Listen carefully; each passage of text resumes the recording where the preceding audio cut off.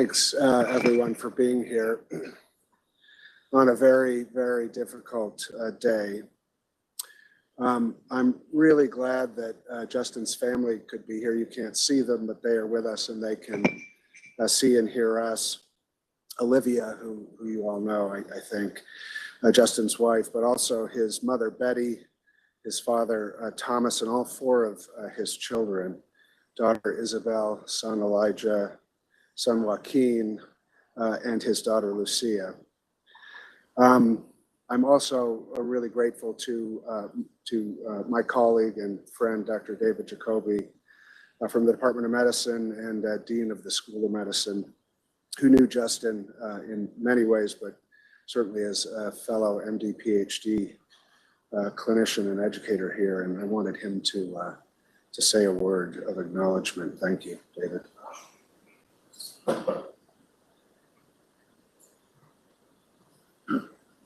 Thank you, Nate. Thank you all for allowing me to trespass on your grief this morning. I knew Justin primarily through his participation in thesis committees and education and nurturing and mentorship of some of our very best MD PhD students, which is to say that I didn't know him nearly as well as any of you, but I knew him well enough to like him and respect him. And I was horrified when I heard the news this past Wednesday. And it made me think a lot since then about uncertainty and randomness. And I thought our business in medicine really is uncertainty.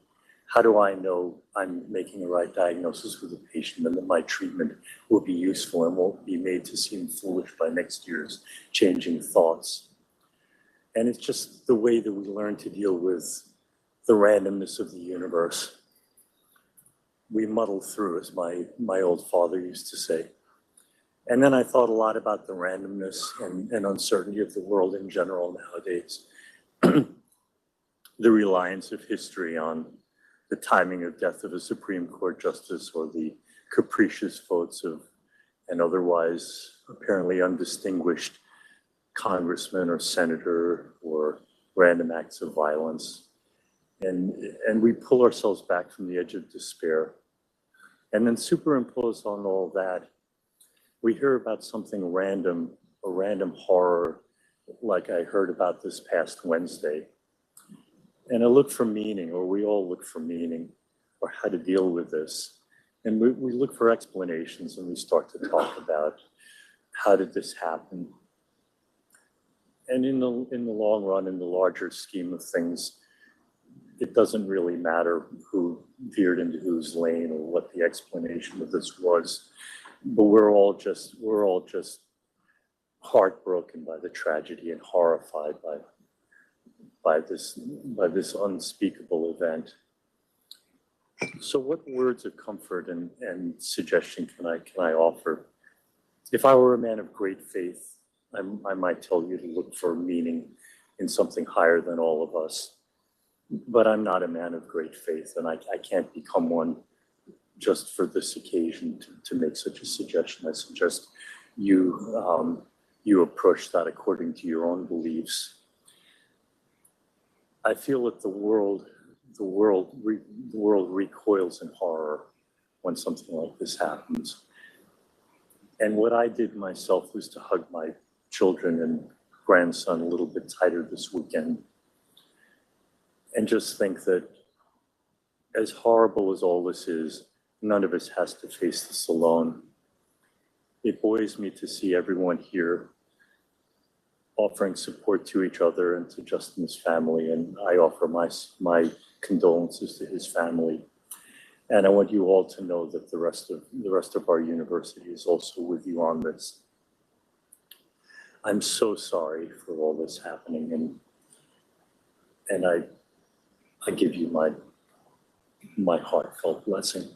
Thank you.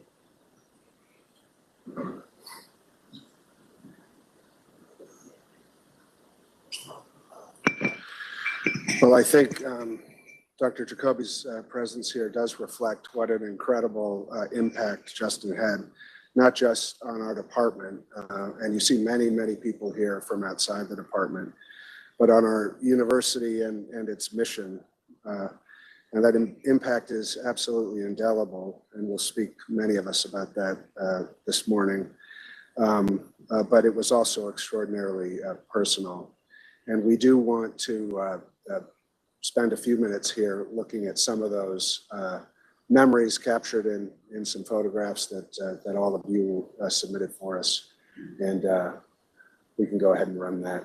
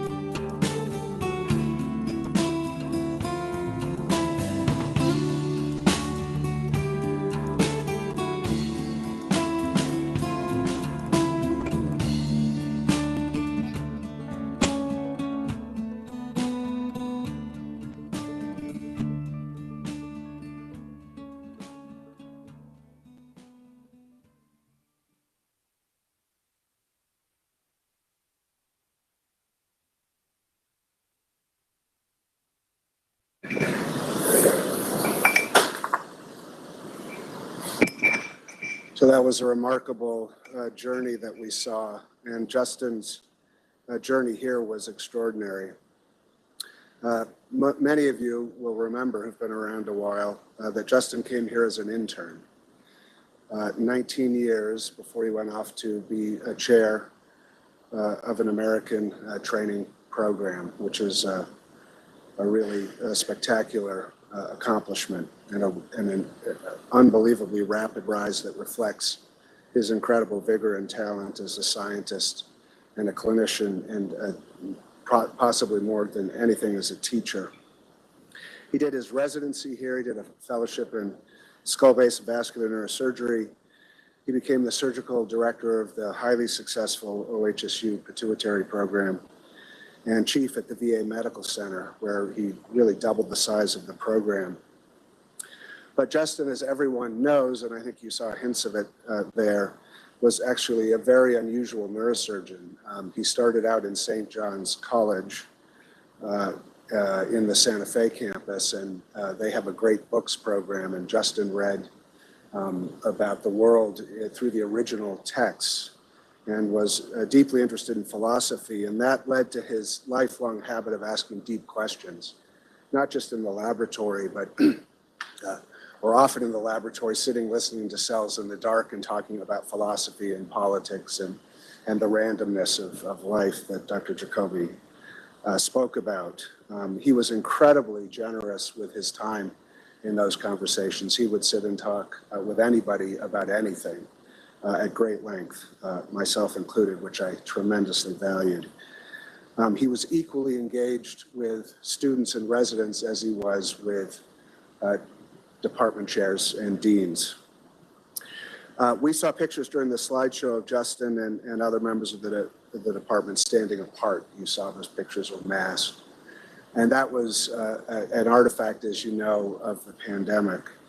Justin was never apart physically or emotionally from anyone. He was incredibly engaged with the people around him. And he would be in your space in a way that was entirely welcome, both intellectually and personally. I would note that the "We Are Here" hashtag, the people who were dying in the early days were, in fact, pituitary surgeons. And I had when we started to learn this from friends in New York, I had a conversation with Justin about that, and he said, I'm going to take care of my patients. And he showed real bravery in that moment, and he was here very much so, and I deeply respect that commitment. So all of these attributes made Justin a fantastic educator.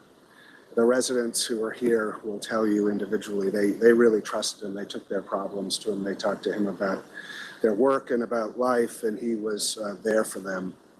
He had 100 projects going with different residents and faculty members at any given time.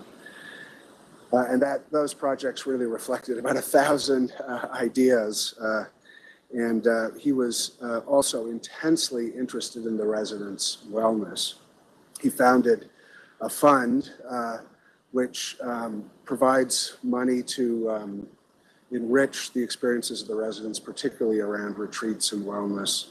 And he actually founded the resident retreat, which is a vital part of the year where they come together to get to know each other and figure out how to navigate the stresses of a neurosurgery residency. And he was, in fact, very engaged with all aspects of the residency program, organically at first, and then in 2016 as the associate program director. Then I had been in the program director role for 12 years. I thought it was the most important activity that I had ever been a part of. And when I wanted to hand it off to someone who would really foster it and take it to a greater level than I had been able to, it was without hesitation that I looked to Justin. We also saw pictures during the slideshow of Justin handing out a lot of certificates. We have a lot of those pictures, and the reason we included those is, and so many of them, is because each one of those pictures, which was just a moment in time, reflects Justin's impact on an individual person who's going out into the world, is out or is soon to be out, and is going to take care of 5,000 or 6,000 patients. He trained them how to be neurosurgeons, both technically and in terms of their values and ethics around patient care. And that impact is spectacular and deep, and as I mentioned, indelible. Finally, Justin was a very accomplished scientist, and there are many scientists from other departments in the room here, people that he trained as scientists as well. He was extraordinarily creative, and that may have come from his wide-ranging intellectual training at St. John's. But he had the discipline to concentrate those ideas down to testable hypotheses and to recognize what were the important scientific and clinical questions. And I think, again, most importantly in my mind, he inspired those around him to love science, to get involved, and to learn from him how to do it. At the end of the day, Justin was truly a spectacular colleague, and he is without doubt one of the proudest products of this department in its actually quite long now, 74-year history. Even more importantly than that, he was a spectacular friend to everyone in this room and a wonderful family man and father. I spoke with a friend of mine on his faculty down at Arizona, a terrific surgeon who I've known through other channels for quite a number of years. I actually spoke with him about 2 hours after Justin's death, and as he had just come up from the emergency room at Banner Health and University of Arizona.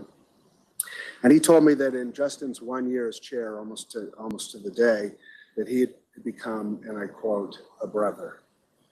And not just to him, but to really all the members of his faculty and to others in the institution. So they learned really pretty quickly in a year what we learned over and over again in 19 years that he was here. We learned what a human being Justin Schultz Cetas really was.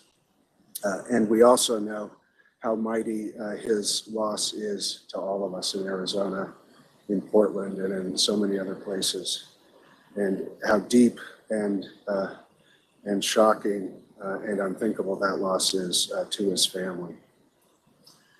So I'm very grateful for this wonderful group of people to come together. OHSU makes videos to sort of promote some of our key faculty members, and they're nice. They have little interesting things about the faculty member that they bring up. But over the weekend, I pulled Justin's up, and we're going to show it here because it was really unusual how he took such a potentially artificial format and revealed so much of himself and so many of the good things that we've seen in him. So I'd like to show that, and then we are going to ask those of you who wish to speak to say a few words about your memories of Justin. I'll get the microphone going here, and if you wish to speak, that's great. If you don't feel up to it, that's great as well. After this event, we can circle together and share those memories individually in groups as well. So let's go ahead and roll that video, please. I had a very strong interest in philosophy as an undergraduate. To really understand the world, you had to understand, well, how does the mind think? And why does it think that way? Because that ultimately is going to color our philosophical interpretation of the world. So I went from philosophy more to neuroscience. I'm Dr. Justin Cetas, Associate Professor of Neurological Surgery at OHSU. I focus on pituitary tumors because they are probably the most common skull-based tumor that there is. I encourage patients to come in having read and thought about what they have. A lot of times the patients will apologize for it. They're like, I'm sorry, but I've been reading up on this. There's no harm in that. It means that the patients have done their homework. They've thought about it. Their questions are more concise. They're less shell-shocked, as it were. I mean, this is a big deal to be diagnosed with a brain tumor, to have to go see a neurosurgeon, to contemplate having brain surgery. I mean, these are big, scary issues. A patient who came in and he had a very large brain tumor. And the only reason it was diagnosed was because he was acting out and somebody punched him. and he suddenly went numb on the left side of his body. It was clear that it was this tumor that was causing this profound behavioral change. The change was so slow that no one thought to question it. We took the tumor out, and his old self came back, and he suddenly had insight into what had happened. And his family kept remarking on, oh, he's his old self again. And I mean, that kind of stuff is really amazing. Not only does it just speak to the wonder of the brain and its capacity to heal, but also it speaks to the adaptability to keep on even in the face of this very large tumor. That was a defining moment.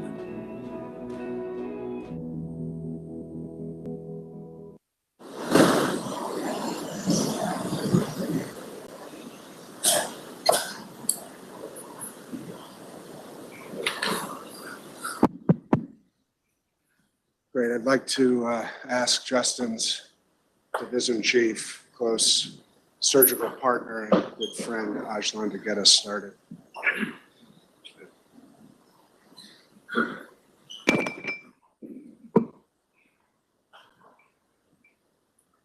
I never thought that one day I'm gonna give this kind of speech. In my life, the first time I'm in tremors, shaking, and please allow me to get some help from my note, because I don't think I'm gonna be able to complete this by looking at your eyes. Please forgive me.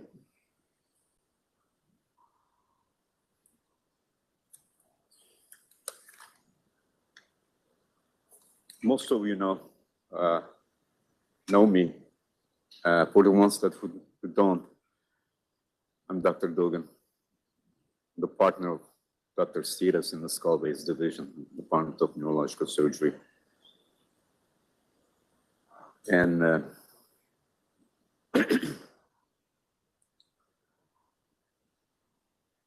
think we came together today not only to pay our respect to Justin, but I think we rather need to do so. The first time when I met Justin, it was 2002. Probably all you know that I came to OHSU in 2001 as a fellow of Dr. Delosho, as a skull-based fellow. And at that year that I worked as a junior attending, and then the 2002 I started as a residency for the 4th year. That morning, I will never forget. I got into the ICU workroom. We were running the ICU at that time. And I was on call, and Justin was post-call. He was getting ready to leave.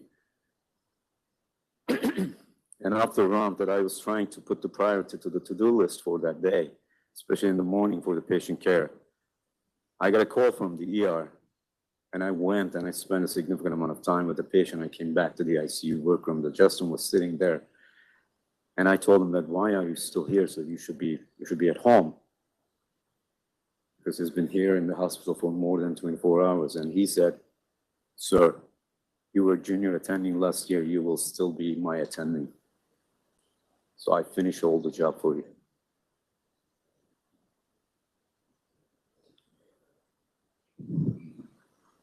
That was the beginning of my journey with him for all the time until the last year. He was my resident, junior resident, chief resident, my fellow, my coworker. And become my friend, above all, like brother.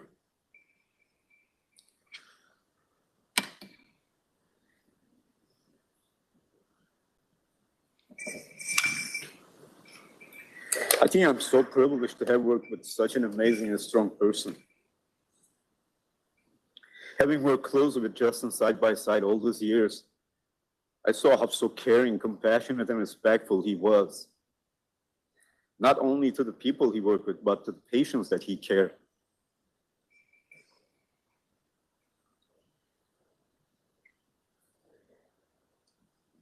He served as a program director in our department. And I witnessed that he had such deep care about his residents. I believe he always tried to teach them, and also us, the strong values, the importance of working together as a team, and most importantly, tolerance towards someone's weaknesses, generosity. The last year, he decided to take a new direction in his life and then accepted the position to be a chairman. In the University of Arizona, he was so happy. He graduated from there that he was so happy that he was going to be close to mom and dad and whole family. You have seen in one of the pictures that we came together last year, Dr. Seldon, you will remember, in my backyard. Had a great time, celebrate his appointment.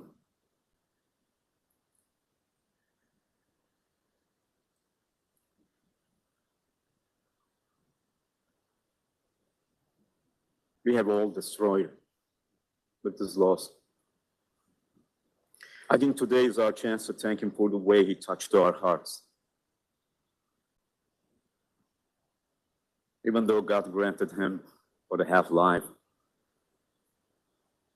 we will all feel cheated that he was taken from us so young, yet we must remember to be grateful he came into our lives.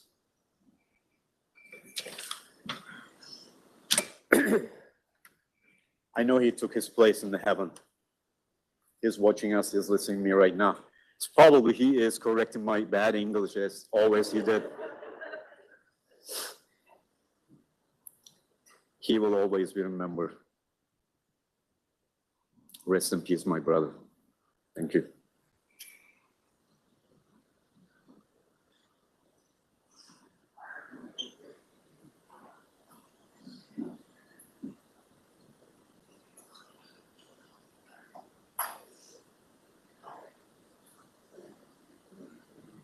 I too can't.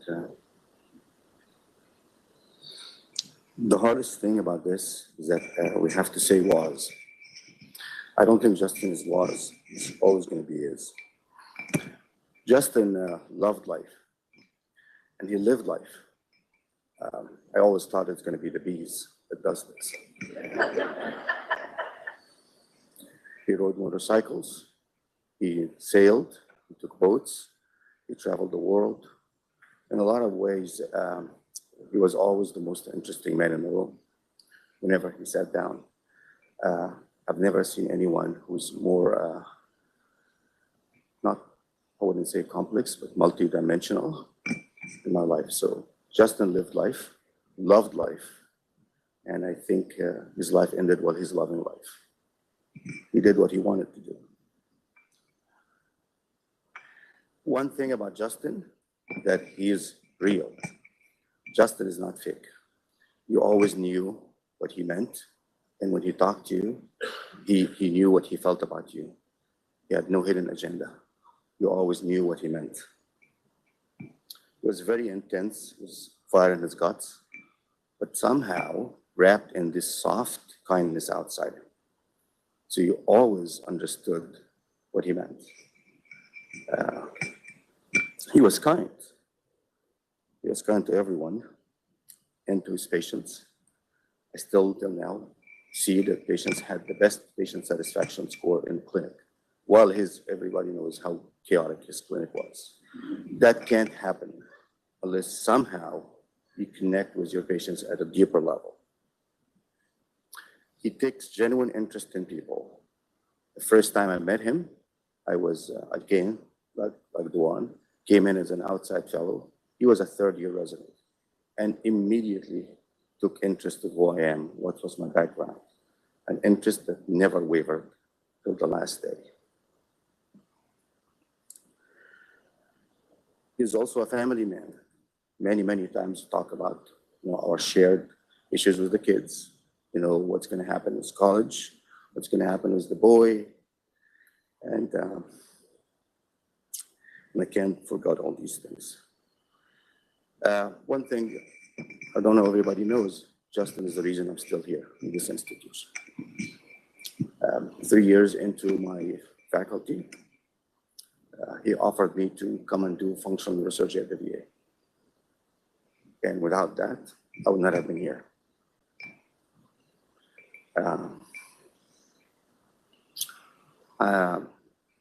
mostly I miss my friend. I think you will miss him, and I think the world will miss him. Thank you.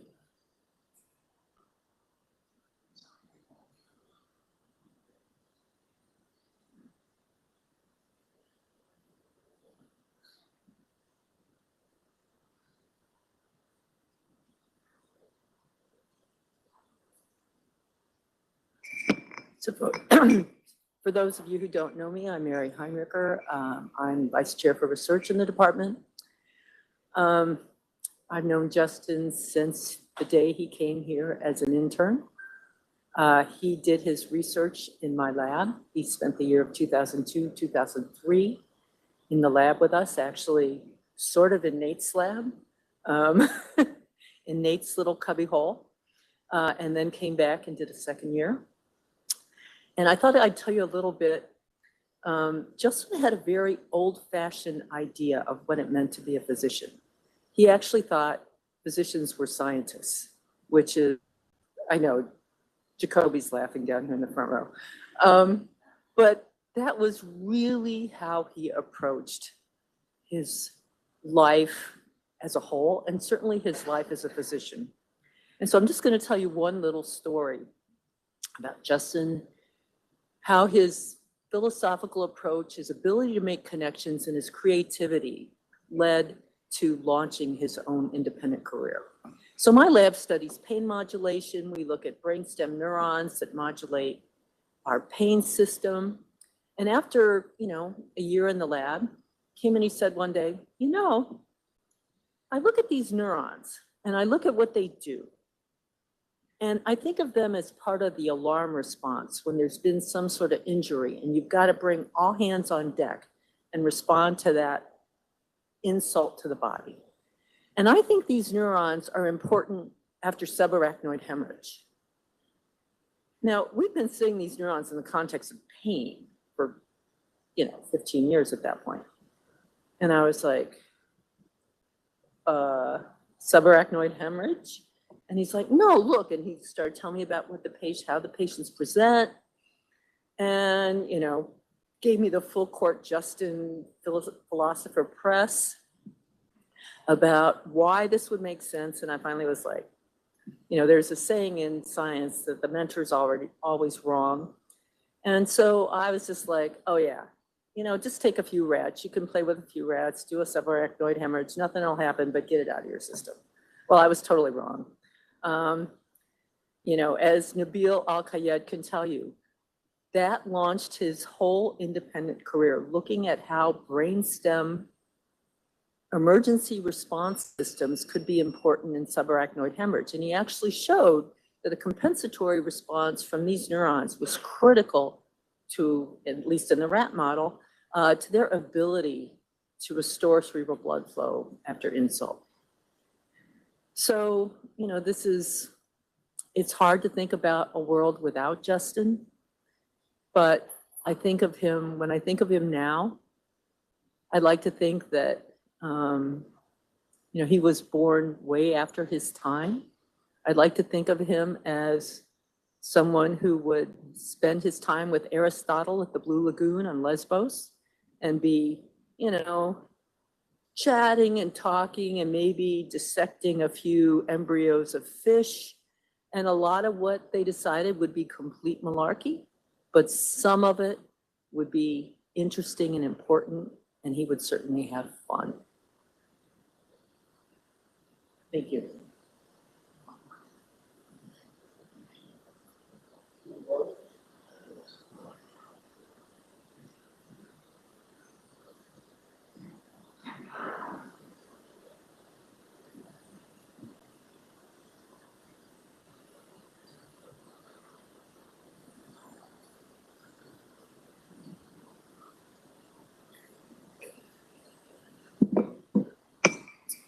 I try to copy Dr. Dugan's technique in a lot of ways, and one of those is going to be reading off my notes, I'm sorry, as well. It's hard to fathom being here, so apologize for not making a lot of eye contact. I'm one of the senior residents in neurosurgery. Justin Cetas was, for much of the last 5 years, an almost daily fixture in all of our, that is the residents' lives and many of yours. So it's hard to know how to sum up what he meant to me in anything less than a few hours, but I'll share a couple of things. Like most neurosurgeons, he was no stranger to late nights, seemingly impossible challenges, and so he was a model of the hard work that our specialty demands. Even so, he always seemed to stubbornly refuse to be put in that box, or really any box. He saw himself as so much more than a neurosurgeon, and as such saw us as so much more. I came to medicine from a different non-traditional background, you could say, and as easy as it is to forget that, he reminded me more than anybody actually on an almost daily basis. It kept me grounded in how much more there is to life outside of the hospital. And that's something I hope to emulate for all of my future trainees and colleagues. Just two more quick things. As probably most physicians in the room know, a residency program's affection for an attending is directly proportional to how much the attending is quoted or impersonated by the residents. I think all residents, past and present, here know about 100 Cetasisms that are repeated almost daily in our ICU. He really meant the world to us.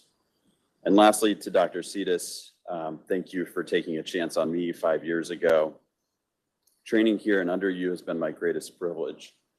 Having that opportunity because of you is a debt I can never repay. You were going to be one of the first people I called at every stage of my career. I'm so sorry I won't be able to share all of my successes and failures with you. It's hard to think we can miss you more than we have the past year, but we do.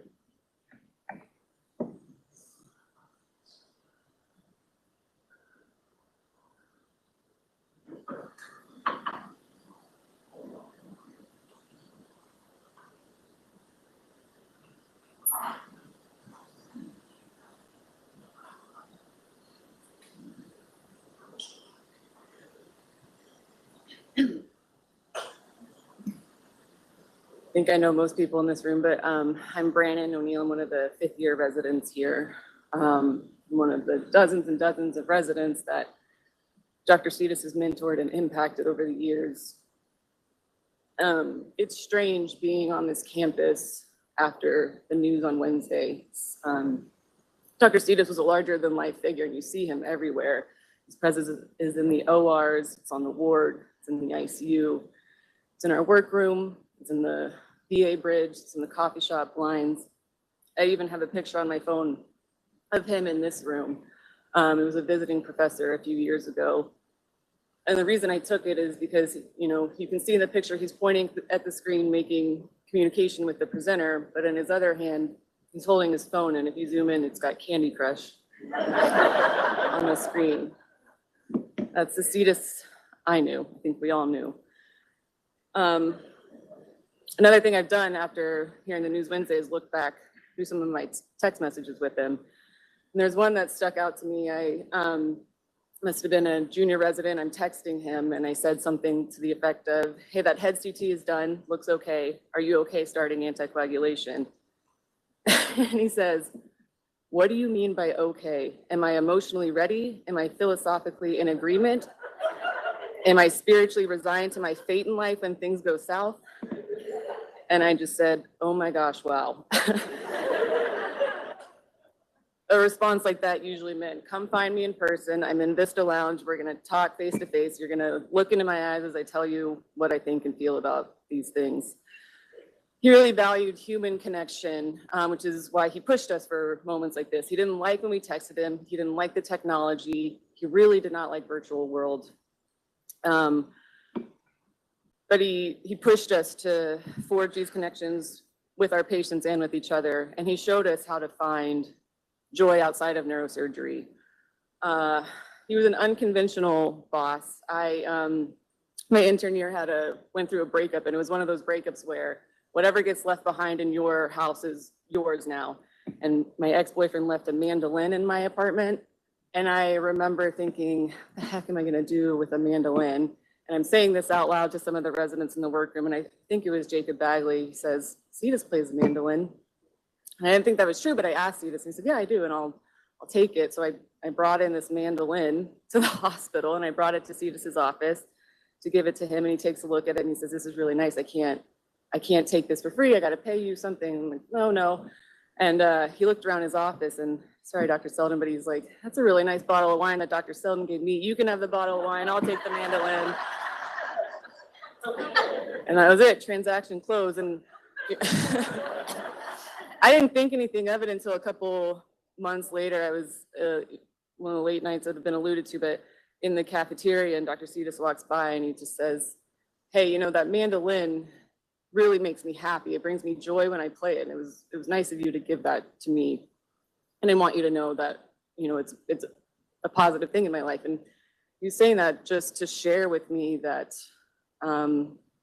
there are things outside of neurosurgery, and I think to emphasize when people do something for you or have an impact to tell them. Don't let time pass and don't regret not speaking up. And then he told me to eat the lamb curry. That was his favorite thing in the cafeteria. Speaking of things that make him happy, his family definitely did. And I've spoken to some of the residents here just processing this loss. And something that was echoed by a few of us is he was like a father to us, but he was a father to 4 people. And I wanted to say thank you to them, to his children and his wife and his family for sharing him with us. I never felt abandoned by Dr. Cetas. I knew he had my back at all times. I think all of us felt that, but that comes at a cost, and that cost was to his family. You know, I've heard his kids' voices in the background calling him to staff something. I've heard you guys playing musical instruments. I've heard you laughing. He chose this job and he chose that sacrifice, and you, his family, just had to go along for the ride. And I just want you to know that we are grateful for that. And your dad, Dr. Cetas, will live on in all of us. And so if you ever, I know that, you know, we talked about Cetas's grumblings. He said that his kids called his grumblings his reflections. So if you ever want to swap stories about his grumblings or his reflections, I know that we would be happy to share what he was like with us, with you as you process this grief. Thank you.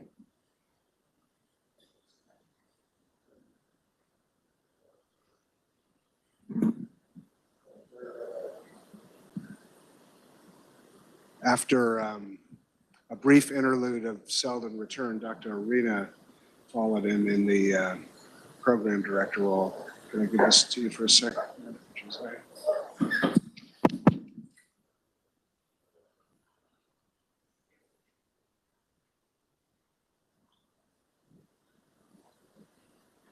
Yeah, I'll just want to say a few brief words about Dr. Cetas.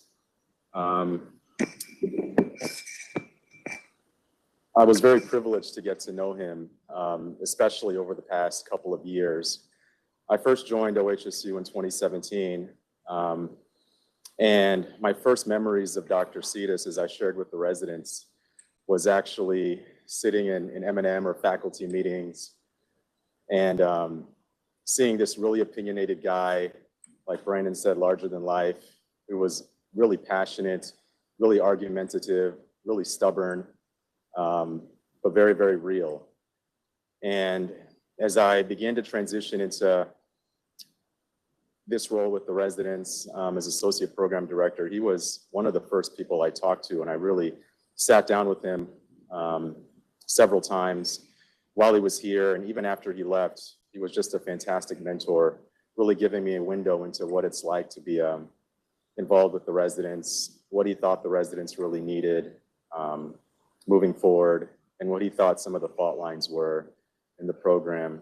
And what I most appreciate about him is just how open and honest he always was with me.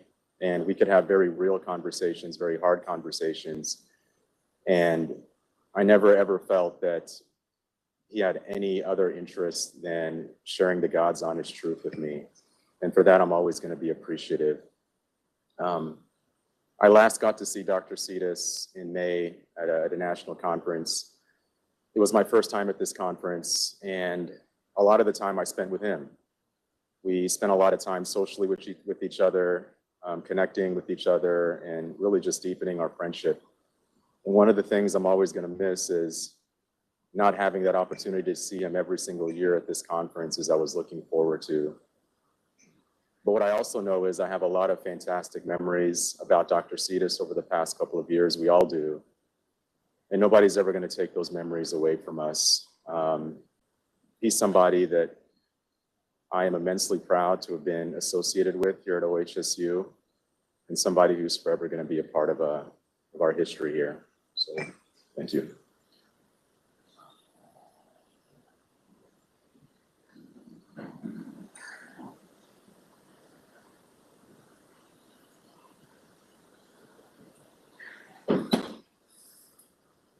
Hey everyone, I'm Matt Gelteiler. I'm one of the ENTs who worked very closely with Justin. I wasn't planning on speaking, so please forgive the scrubs.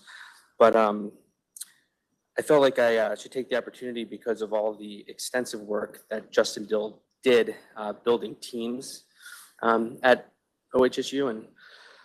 And I think I first met him when he was a first-year faculty member, and I was the neurosurgery intern very, very many years ago. And he was kind of always a larger-than-life figure for me all throughout my training and residency. And then when I came back as fellowship, after fellowship, he really embraced me and brought me into the skull-based program that had been built by a lot of the people in this room. And Justin was very, very gracious about building the skull-based program and gracious to me and helping foster my career. He was a guy who, as people said, loved to ask big questions. We talked all the time about things varying from the nature of human consciousness to the universe and politics. He really liked to ask hard questions. In the operating room and with our patients, he was just a very compassionate and kind person. And kind of, the thing that I can hope to add to the conversation is that he really embodied what was best and what this university strives to be, taking care of complex, challenging patients and bringing together a group of people throughout the entire university to help solve those complex problems.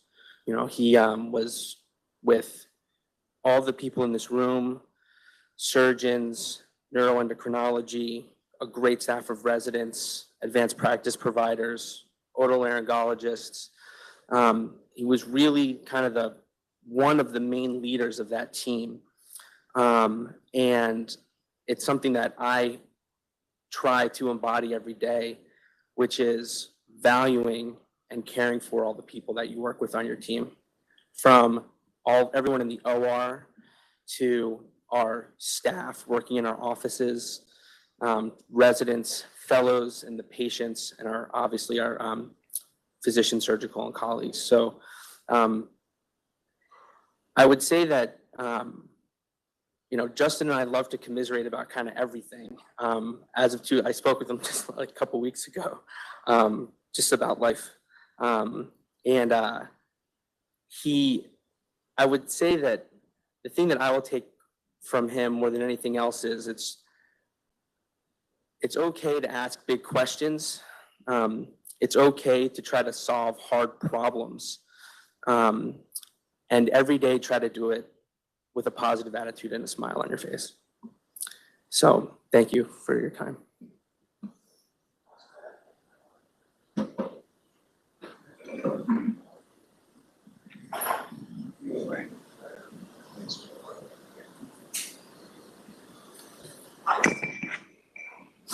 I too brought a piece of paper. because I'm gonna cry like a baby if I don't. This is my list of patients.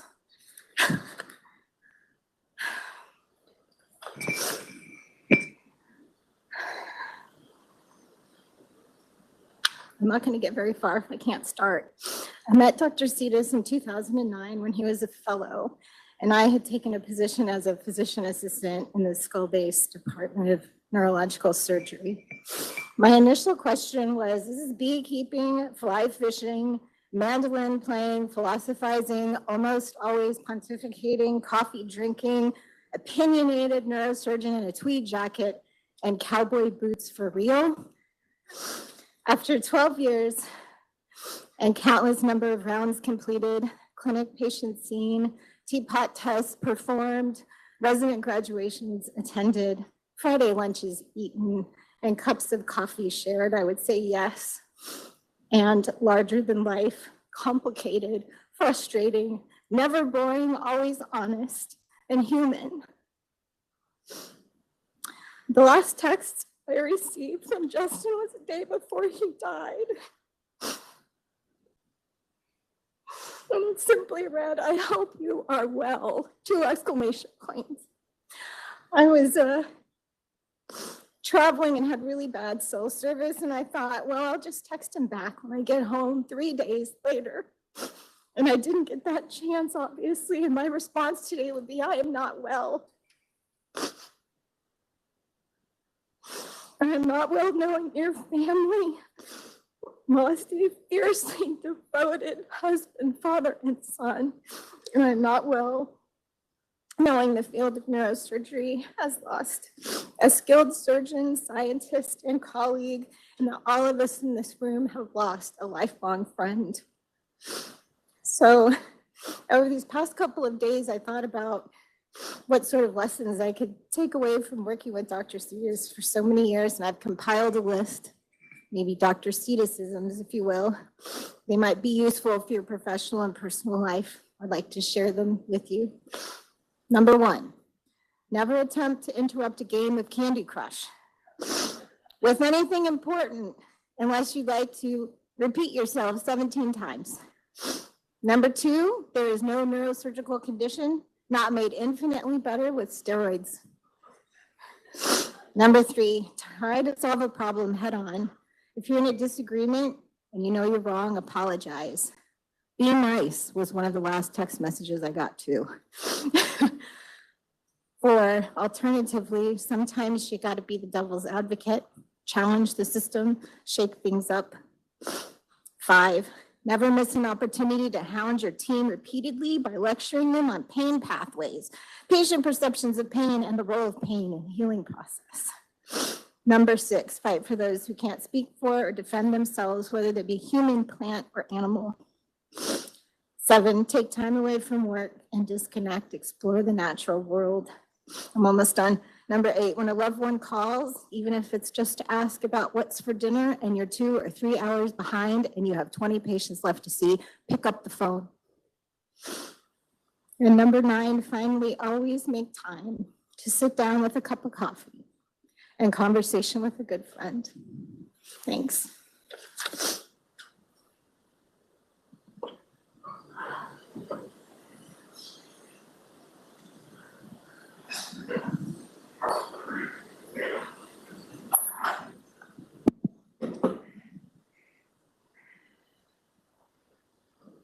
Well, good morning.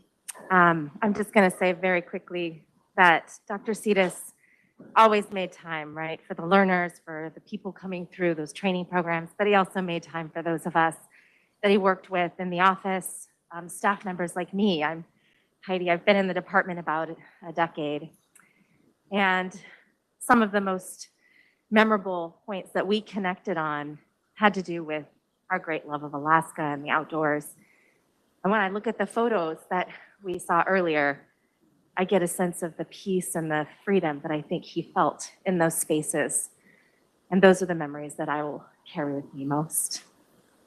And with that, I do want to pass the mic around to anyone else in the audience who might want to say a few words.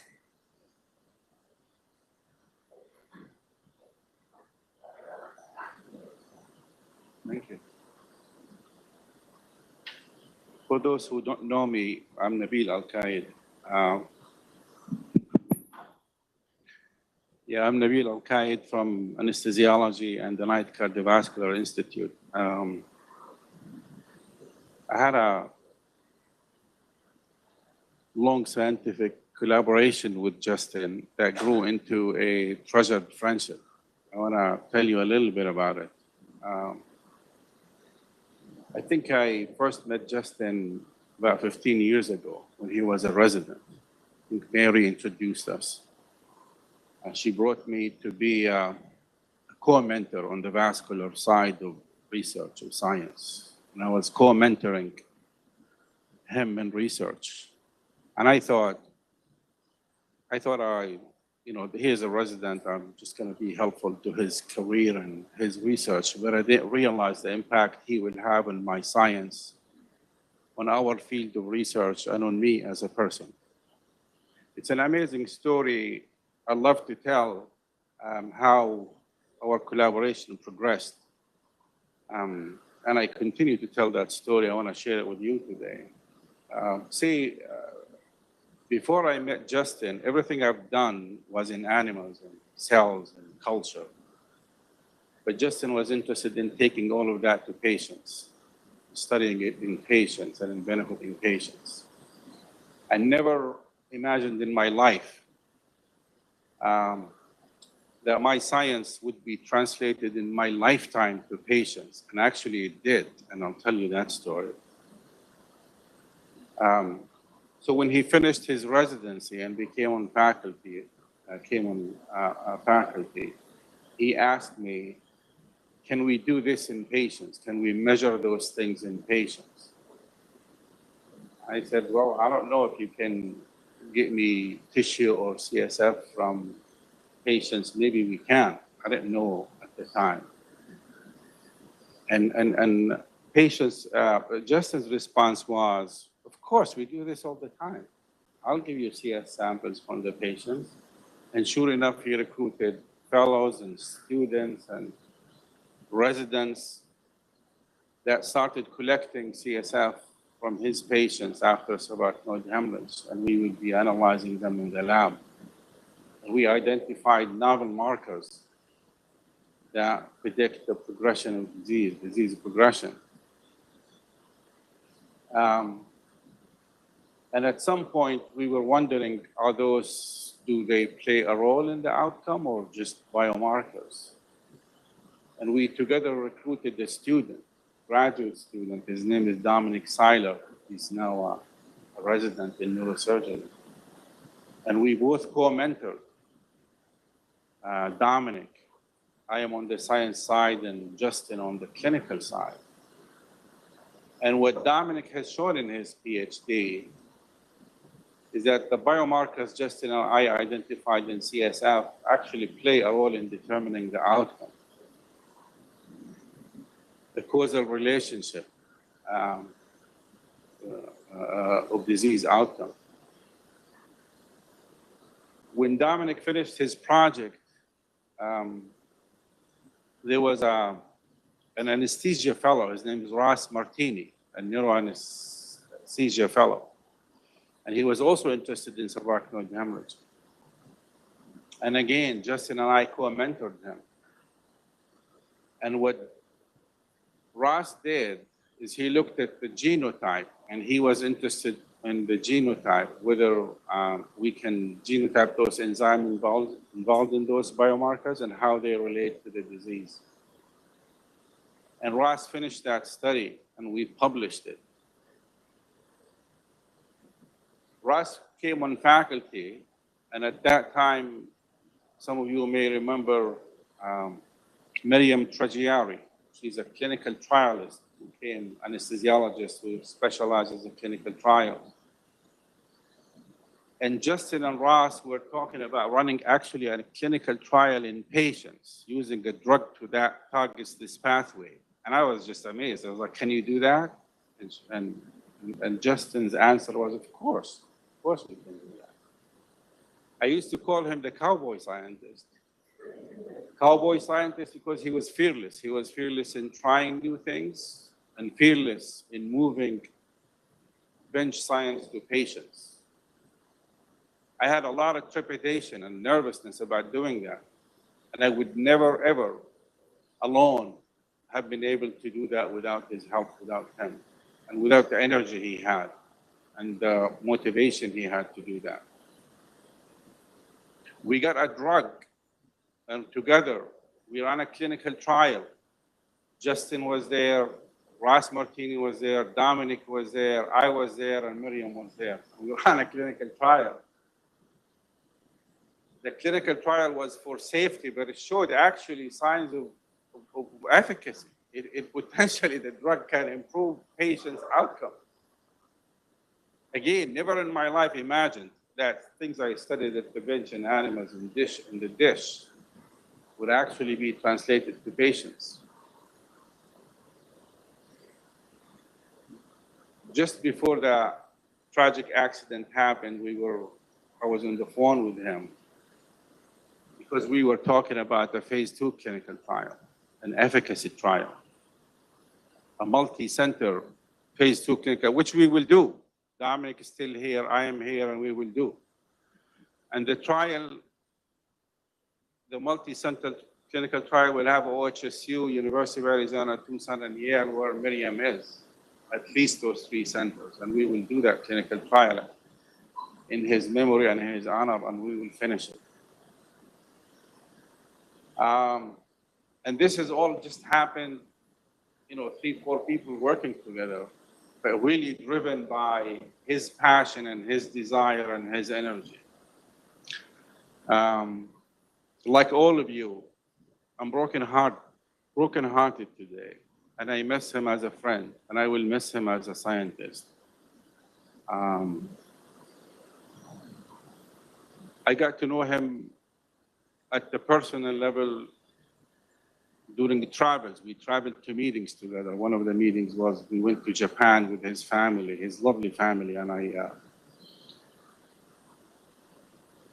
got to know a lot about him and his knowledge and his personality. And I will miss him like all of you.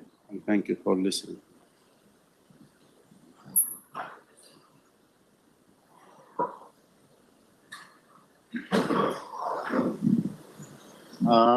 I just thought I'd provide an outsider perspective. I'm Laszlo, and I was co-interns with Justin. And I apologize that I'm probably a human droplet factory right now, but Justin was incredible in that every memory I have of him is really distinct and really memorable. I received an outpouring of support and sympathy from all his co-interns and co-residents that was really powerful. I remember, intern year, there was a remarkable, we still all used to hang out. Olivia and Justin would slowly start migrating together, and they developed a remarkable relationship over the past 2 decades. And I've kind of always viewed their family as like a model of always trying to do the right thing, always kind of focused on the family. Justin was fearless. I witnessed the worst karaoke performance I've ever seen with Justin heading it up. But I think what I remember is just generosity with his time. So I've had so many conversations with Justin in the OR staging area as he was waiting and drinking coffee. We'd talk about everything, about Pomeranians, about the exploits of his family and where they were going next. And I also, my wife has known Justin and Olivia for a long time, and one thing that I think is really important that we carry on is that Justin would always acknowledge you. Sometimes we kind of drift through like robots, but Justin would always take the time and acknowledge you. We're gonna miss them, miss him so much, and I think we can kind of look into what he's done and model that behavior because he made us a better place.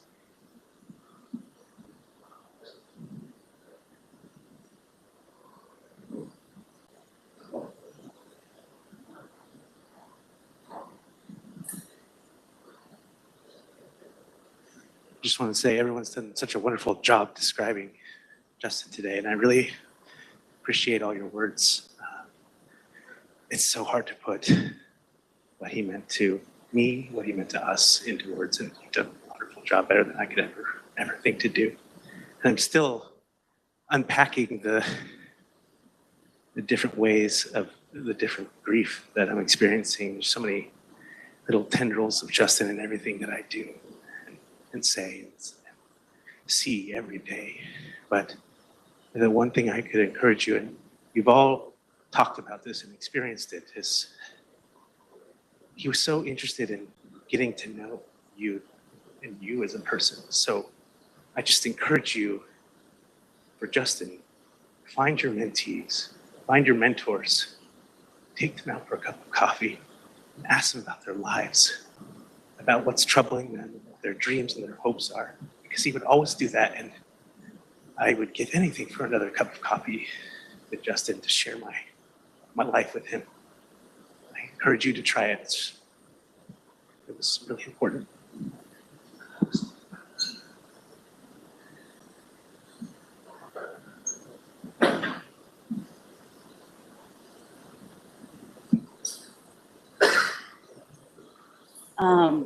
I'm Audra. I'm one of the nurses that worked with Justin in the operating room. Justin was super special. I first met him in 2007 when I was like a brand new nurse. And I remember doing a case one day for Johnny late into the evening. And I had draped the microscope wrong, which is pretty easy to do when you're new and you don't know what you're doing. And I'll never forget Johnny like burst through the door in room 12 and was like, "Let's go, what do you see?" And Justin was like, "Oh, I don't see anything. I contaminated the scope." And I just remember thinking like, oh, I'm so glad that he had said that, because I was literally worried that Delashot was gonna kill me because I draped the scope wrong. And so we pulled the drape off and together we draped it, and it was fine. But like, just thinking about all those moments, Justin, I used to babysit his kids. I remember he'd be like, "Can you call Olivia and tell her this?" And I would call her from the OR, and we would catch up on the phone, and then sometimes his older kids would be needing something, and he would always say to me, "I have a rule, 2 kids per wife." He's like, 4 kids is plenty. He came to my wedding and he was there when my daughter was born. It's just hard. He was just such a special person, like none other. And he will definitely be missed. And I don't know that there's any words that can be said to, make anybody feel any better. But yeah, he was great. And the Candy Crush thing was funny because he was always playing that Candy Crush game, and he would be in the staff lounge and I would text him from across the lounge, and it would interrupt his game, and he would look over and, we'd be laughing at it, so anyway. But yeah, he was definitely one of a kind.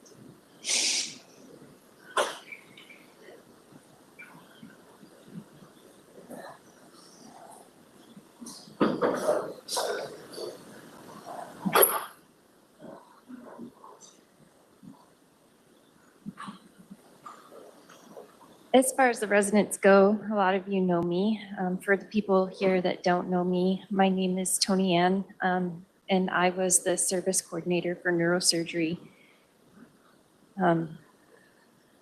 When I first met Justin, Elise and I went to a talk he gave after he finished fellowship. And she looked at me and she said, "We're not ready for this." And we weren't. He came in with his hair on fire and said, we're gonna make a neurosurgery program. And he did.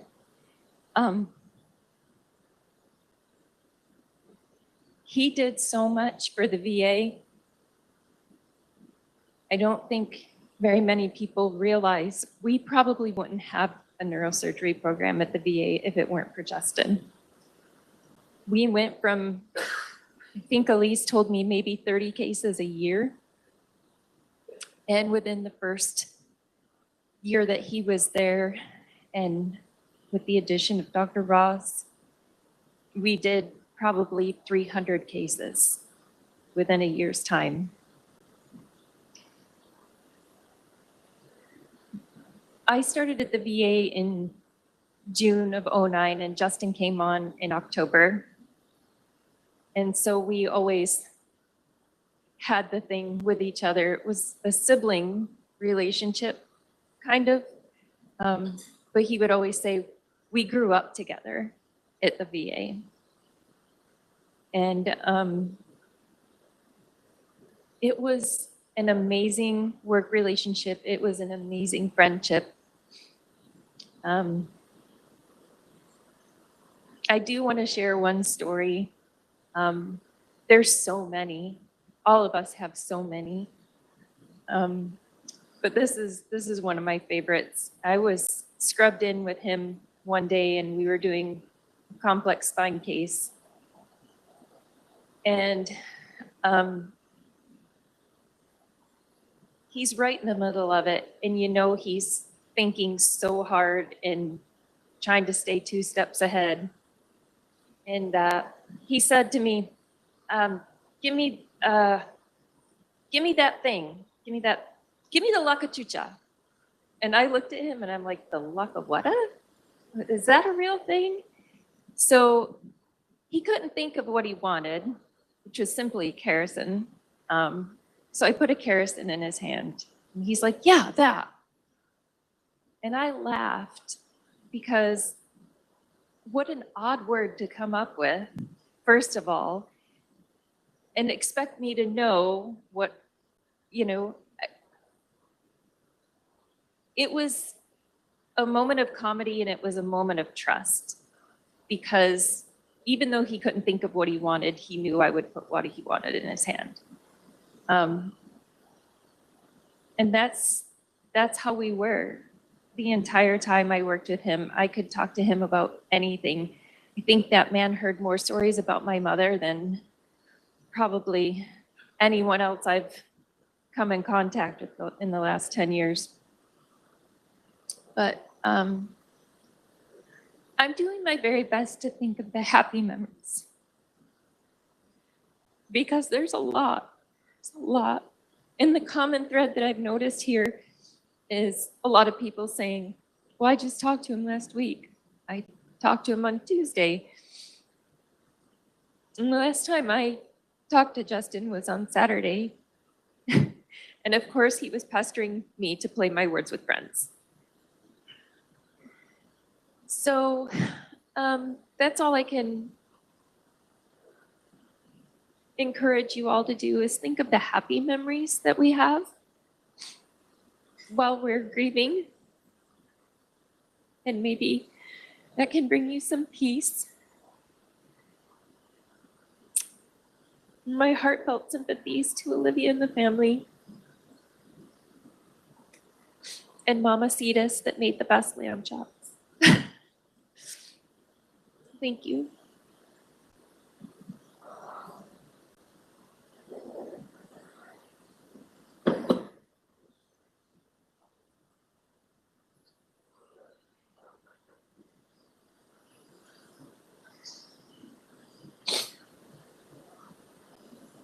Sorry. Like so many of you, it's just surreal. Not have Justin here, but Justin is a Renaissance man, I think, and when you hear the way he's impacted so many people, we all can relate in a very profound way, not a superficial way, but a very profound way. I love the conversations I personally had with him, and I too was fortunate enough to get a text from Justin at the North American Skull Base and asking me if I was around to have lunch. And unfortunately, I wasn't able to make the meeting. said, okay, I'll see you in Tampa. And he's the kind of guy that you kind of look forward to that conversation, even though it's like really far in the future. So to his family, I hope you feel all the love, support we really feel from you, friends. And I'd just like to thank Justin. I think the contribution he's made and who he is going to live in so many people. And the blessing of medicine is that we get to pass that down to other generations of surgeons and people. And so I think that all of that will happen. I have no doubt. Thank you, Justin, for who you are.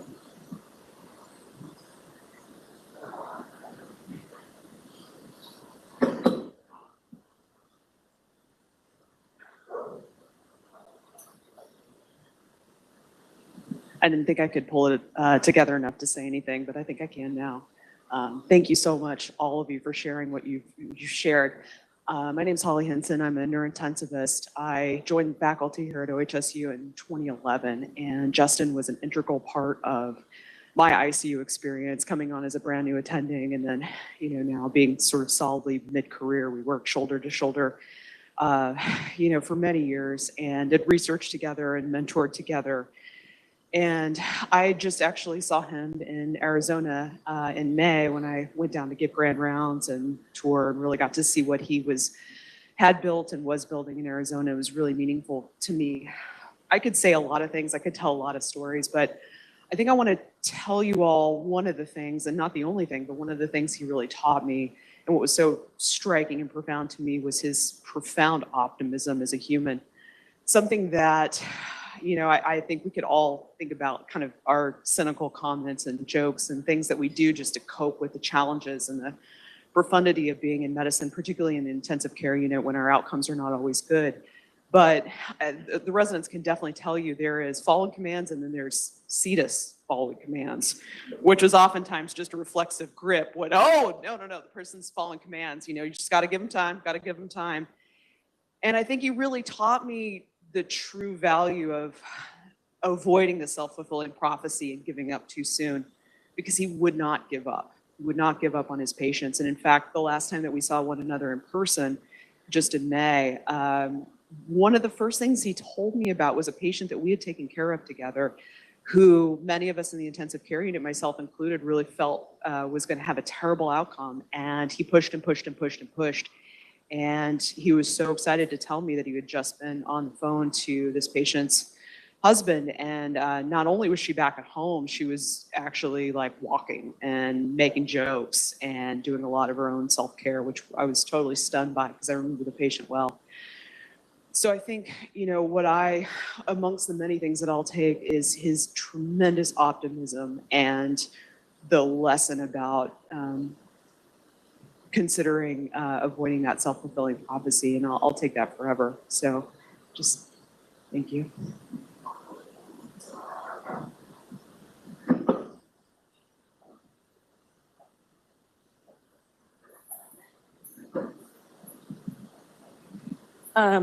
Many of you don't know who I am. Many of the residents don't. I was his first neurosurgery coordinator at the VA after George Eller. And like Tony Ann said, we went from, my name's Elise Balkoff, by the way, sorry. So I'm having a hard time pulling this together. But I need to say something, because this man affected me more than any mentor I've ever had. And it reaches farther than neurosurgery, because now I am the thoracic surgery nurse practitioner at the VA. And I initially had plans to work with neurosurgery. I ended up in my initial program running into an Oregon licensure program with Loyola University, had to withdraw and was ready to give up, ready to stop. And I was done. And he looks at me, he goes, "What's a couple of years? Just start over. It'll be fine. You'll get this. You'll get there. Just start over." And I was like, "There's no way." He's like, "Look at me. You can do this." So I did it. I got through the program and it was time to find a job with the VA. And he was working really hard for me to be with neurosurgery. And it didn't work out. But what he gave me and what I learned from him is so far reaching. And he changed the course of my life, as he has for many of you. And I really will miss him.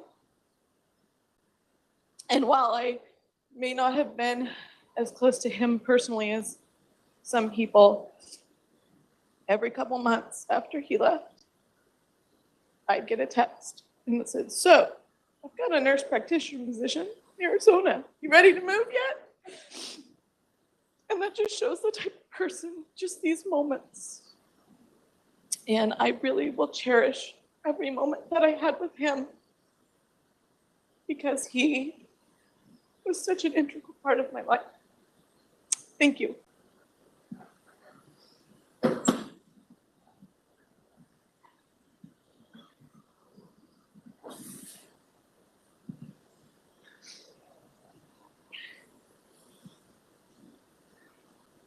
I'm Bob Schwarzkopf, and I'm PA at VA. I've been there for a while. 27 years. I've had the privilege of working with many attendings and many residents, Dr. Cetas being one of those. And I can only say that since I met him in 2005, when he was a resident, and when the residents were working a year at the VA, I learned a lot from him. We worked together in surgery.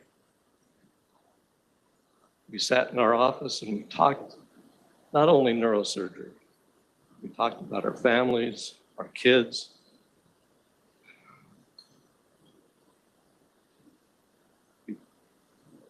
Even though I was older than him, he gave me a lot of fatherly advice, which I really appreciated. But I want to emphasize, when he came to the VA in 2010, we were so backed up on surgeries. He just went full force at the chagrin of surgery because he was trying to add on 4 surgeries a day, which at the VA was hard to do. But that was his mentality. But he was a mentor. He worked with all the staff, PAs, MSAs, or I just have to reflect exactly what everyone has been saying about him, because he really did a lot at the VA to improve the service that the vets were getting. And if it wouldn't have been for Dr. Cetas, we are continuing in that, albeit difficult because of COVID. Everything that's going on at the VA is because of Dr. Cetas. And I can't thank him enough for what he's done. I will always remember Dr. Cetas just more as a friend. And I just feel for his family and his kids because our discussions, he loved his kids and he loved his family. I really hope that we can continue giving his family all the love. Thanks.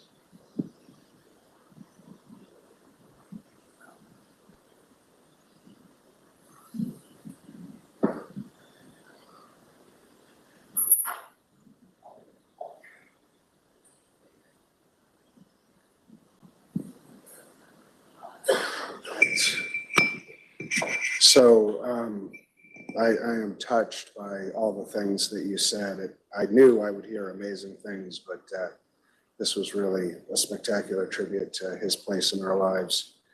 Just a couple of notes. I first want to thank people who worked very hard and who were very close to Justin, and you can see that reflected in their effort to make this event possible, and that's Heidi and Sarah McDonald, Andrea Cahoe, and Aaron Hoover Barnett helping us communicate with the larger community that Justin was a part of around OHSU and the School of Medicine.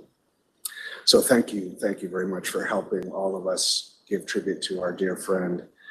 I also want to announce that the retreat that Justin visioned and made a weekend-long, really impactful retreat where the residents spend time together and initiate their lives together and here as a team, which was so much a part of who he was and what he believed in, will now in perpetuity be named the Justin Schultz Cetas Annual Resident Retreat in the Department of Neurological Surgery. We lost that to COVID.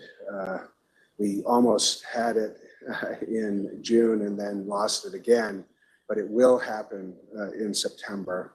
And we want that part of his legacy to be very clearly attached to his name and his memory.